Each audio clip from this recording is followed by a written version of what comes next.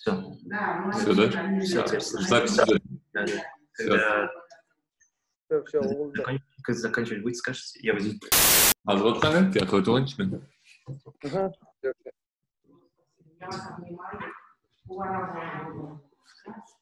Вы все, да? Вы все?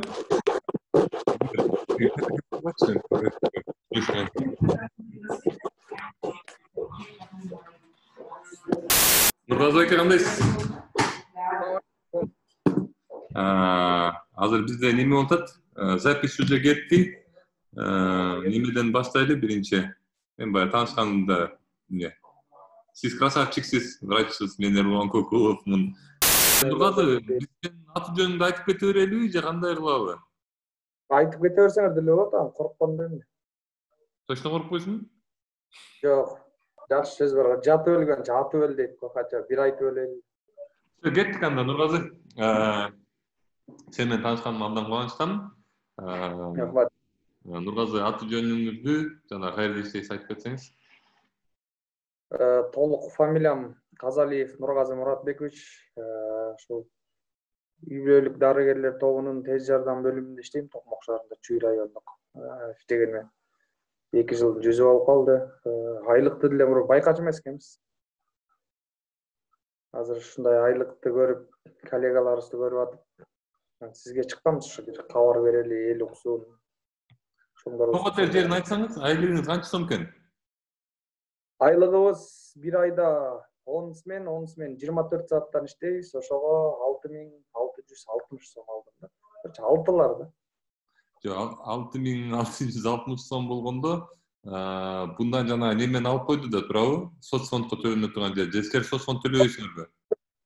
Жок, соцфондко алынгандан кийин чыкты, ошондо соцфонд менен айлыгыбыз 8000 болот экен.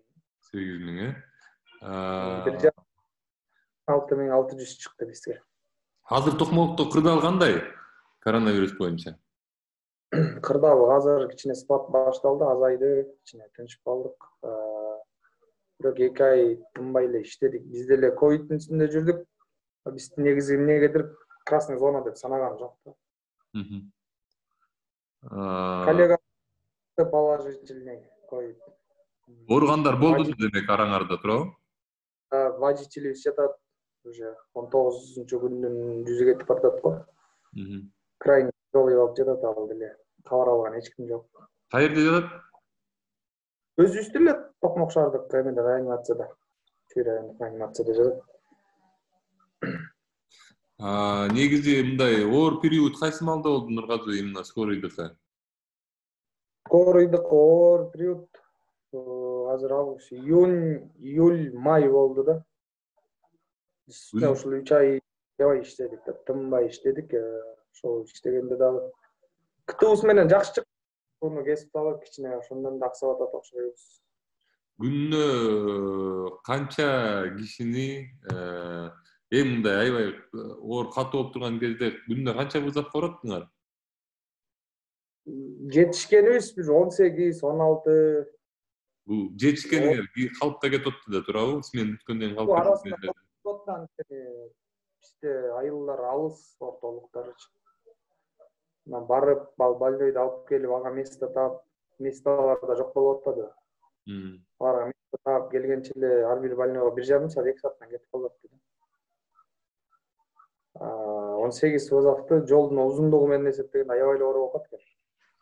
Ошондо ушунча аракет кылып, ушунча жумуш кылып туруп, акырында силер колуңарга 6650 сом алып атасыңарбы?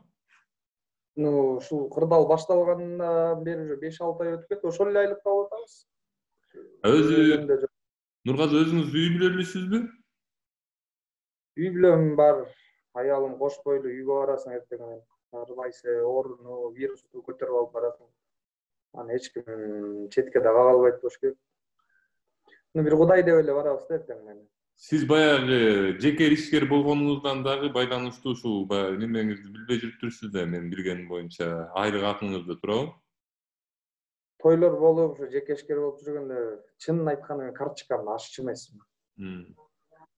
Аягы скорый деп эле бала кезден кыялданган ак халатты кийгенге эле ыраазы болуп эле келдиң, иштедиң, кеттиң, айлык түшүптүр. Мындай эле Нургазы, мындай эле примерно айтсаңыз, күнүнө сиздин үй бүлөңүзгөчү мындай аябай минималдуу эсептегенде канча акча кетет? Действительно мындай тамак аш эсептегенде. Келинчегимдин дагы кошпойлу азыр бир эсептегенде 600-700 сом минимально кетет да күнүнө.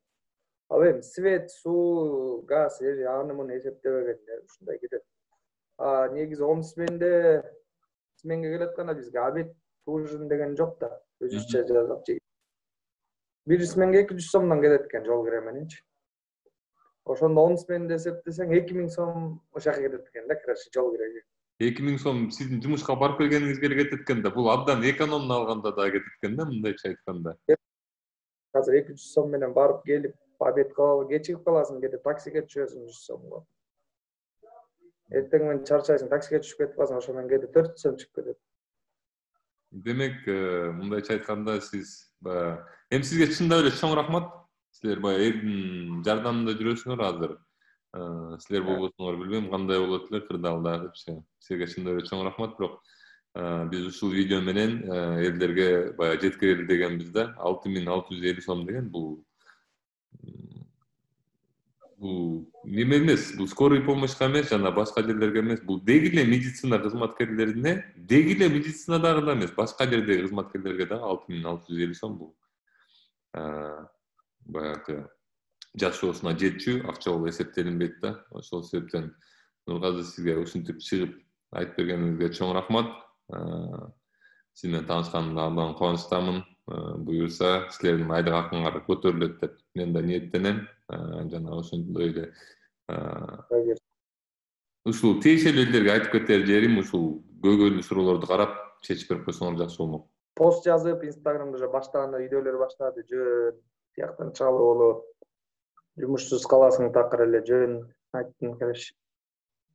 Лучше жумушсуз калбай, хотя бы балким жардам тиер башкалардын көтөрүп кеткен айлыгы.